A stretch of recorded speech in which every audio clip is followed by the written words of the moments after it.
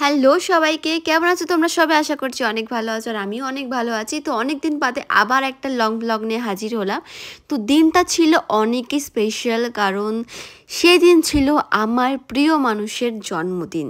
মানে তোমরা বুঝতেই পেরে গেছো কার জন্মদিন। তো যাই হোক, আমরা তখন বিরিয়ানি কিনে বাড়ির পথে রওনা দিচ্ছিলাম, কারণ আমি ঘুরতে গিয়েছিলাম মামা শ্বশুর বাড়িতে। তাই আসার পথে বিরিয়ানি কিনে বাড়ি ফিরছিলাম। আর এই যে দেখো, বাড়ি আসার সঙ্গে সঙ্গে এদের আনন্দ দেখতে পারছো তো, যখনই যাই তখনই এরকম করে। আর তখন বাজারঘাট করার ফলে ব্যাগ অনেক ভারী হয়ে যায়, তো যার কারণে আমরা ব্যাগ বাড়ি রেখে আবার বেরিয়েছিলাম কিছু ডেকোরেশনের আইটেম কিনতে। আসলে আমরা একদমই কেনাকাটা করার টাইম পাইনি, কারণ তার আগের দিন ছিল ভাইফোঁটা। তো ভাইফোঁটায় আমরা বিক্রমের মামা বাড়িতে গিয়েছিলাম, মানে আমার মামা শ্বশুর বাড়িতে গিয়েছিলাম। তো আমরা ওর বার্থডে দিনের দিন ফিরি।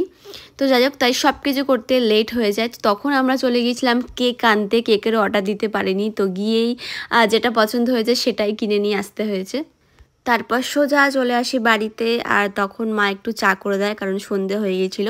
আর আমি ড্রেস ফ্রেস কিচ্ছু চেঞ্জ করতে পারিনি, একদমই টাইম পাইনি। তো ঝটাপট আমি শুরু করি সমস্ত ডেকোরেশন করা।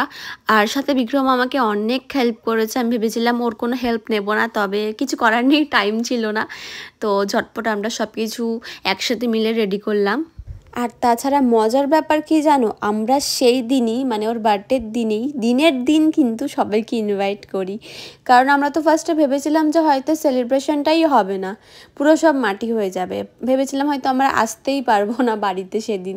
তো যাই হোক, সব কিছুই ভালো ভালোই মিটে গেল। তো আজকের মেনু ছিল আমাদের বিরিয়ানি, আর মা বাড়িতে কষা মাংস রান্না করেছিল। তখন আমাকে একটু টেস্ট করার জন্য দিয়েছিল, তাই আমি একটু টেস্ট করে দেখে নিলাম, আর ভীষণ সুন্দর হয়েছিল খেতে। তারপর একটু সময় বার করে নিজেও তৈরি হয়ে নিলাম। আর কিছু প্ল্যানিং ছিল না যে কি পরবো কি না পরবো, তাই একদম সিম্পলভাবে নিজেও রেডি হয়ে গিয়েছিলাম। আর তারপরে মোটামুটি একটু কেকটাকেও ডেকোরেশন করে ফেলি। আর তারপরে কি ওই কেক কাটিং। আর হ্যাঁ, ডেকোরেশনটা কেমন হয়েছে জানিও কিন্তু।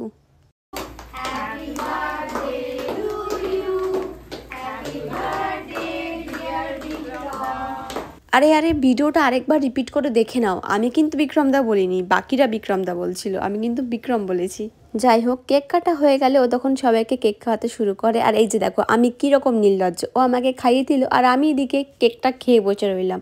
যার বার্থডে তাকে কেকই খাওয়ালাম না। তবে হ্যাঁ, পরে কিন্তু খাইয়েছি, আর সেই ভিডিওটাই ভিডিওগ্রাফার নেয়নি। ও হ্যাঁ, ভিডিওগ্রাফার মানে তো শাগনিকদা।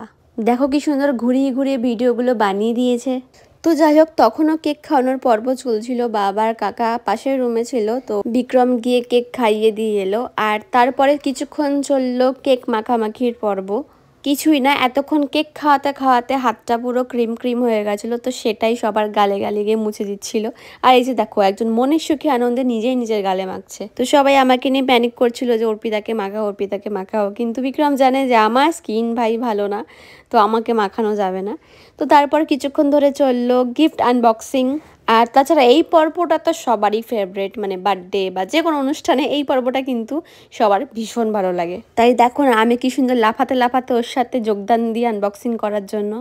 আচ্ছা, তারপরে শুরু হলো খাওয়া দাওয়ার পর্ব। এটাও কিন্তু আমাদের অনেক ফেভারিট একটা পর্ব। ঠিক আছে, আমি কি সুন্দর দেখো পর্ব পর্ব বলে পাট করে কিন্তু একটা থিম অনুযায়ী তোমাদেরকে বার্থডের ব্লগ দেখাচ্ছি। তো সবাইকে আস্তে আস্তে খেতে বসিয়ে দিই। আর এই যে দেখো আমাদের ক্যাটারার বর্ণালী আর সুস্মিতা, আর এই যে আমাদের ভিডিওগ্রাফার সাথে আছে শাগনিক, কি সুন্দর করে গোল গোল করে কিন্তু ভিডিওগুলো করছে। তো যাই হোক, লাস্টে আমরাও খেতে বসে পড়ি। ও আচ্ছা, মেনুটা বলে দিই। ওই যে দুপুরবেলা গিয়েছিলাম বিরিয়ানি কিনতে, হ্যাঁ বিরিয়ানি আর চিকেন কষা, এটাই ছিল আমাদের সেদিনের মেনু। তো খাওয়া দাওয়া হয়ে গেলে আমি আর মা বেরিয়েছিলাম বর্ণালী সোনালীকে বাড়ির দিকে এগিয়ে দিতে। তো আজকের ব্লগটা এতটাই, কেমন লাগলো অবশ্যই কমেন্ট করে জানিও। আজকের মতো টাটা।